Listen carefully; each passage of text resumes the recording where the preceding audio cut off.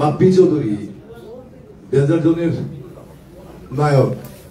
আমি তাকে নায়ক বলি না, মানে বললে এই কারণে ও আমার হচ্ছে অন্য এক মানুষ।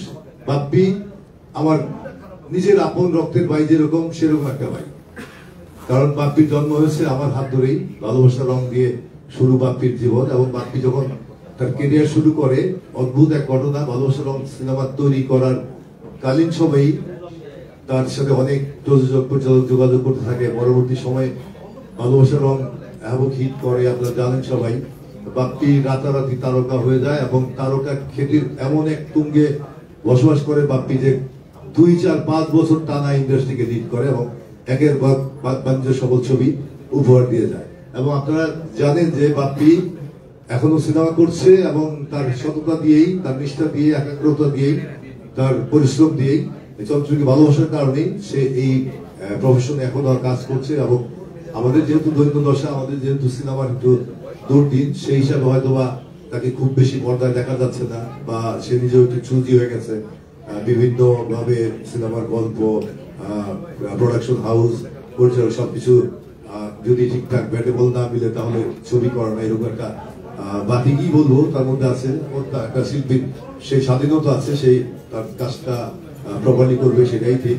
তো এই কারণে অনেক ছবি হচ্ছে না, কিন্তু আমাদের সিনেমা সংখ্যা একদিক দিয়ে কম। আর এমনি তো সিনেমা নাই যেহেতু, ছবিও শুটিংয়ের কারণে কম। কিন্তু তারপরেও ডেঞ্জার জোন সিনেমাটা করেছে, তার রেটিং দেখেছি আমি, স্বল্প মাত্রায় দেখেছি, খুব বেশি না।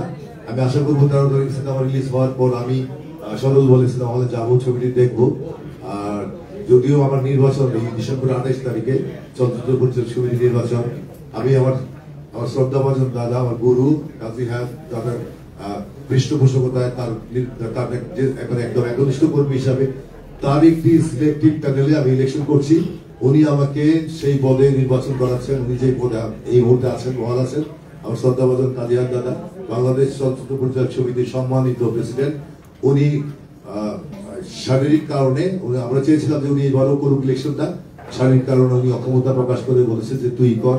এবং আমার এত বড় স্পর্ধা ছিল না যে আমি কাজী হায়াত দাদা চাইলে আমি ইলেকশন করতাম। দাদা আমাকে বলেছে তুই কর, তুই যেহেতু মহাসচিব হিসেবে সুন্দরভাবে দায়িত্ব পালন করেছিস এবং সমিতি সুন্দরভাবে এগিয়ে গেছে, সুতরাং তুই করবি এবং আমি এই প্যানেলে থাকবো এবং এই প্যানেলকে সমর্থন করবো।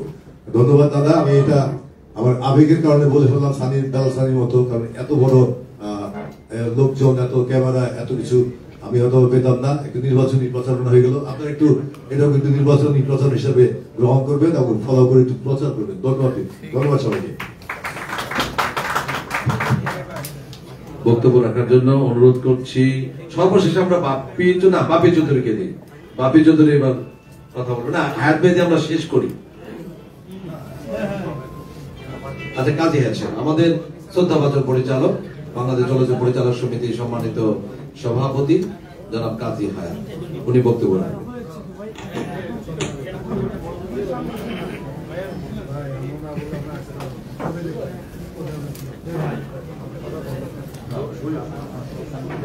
সানি, বাপ্পি, শাহিন চলে গেছে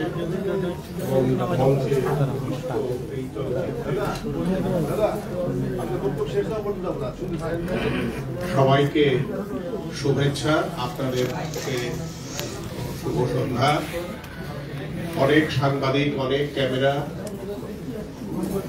এখন চলচ্চিত্রের বিজ্ঞাপন এইভাবেই হয়। আগে দেখতাম চলচ্চিত্রের বিজ্ঞাপন হতো ইত্তেফাকের পাতায়। ইত্তেফাক দৈনিক পত্রিকার একটি পাতাই ছিল বিজ্ঞাপনের জন্য। আর রিলিজ ডেতে বৃহস্পতিবার দিন, যে রিলিজ ডে যে বৃহস্পতি এবং শুক্র,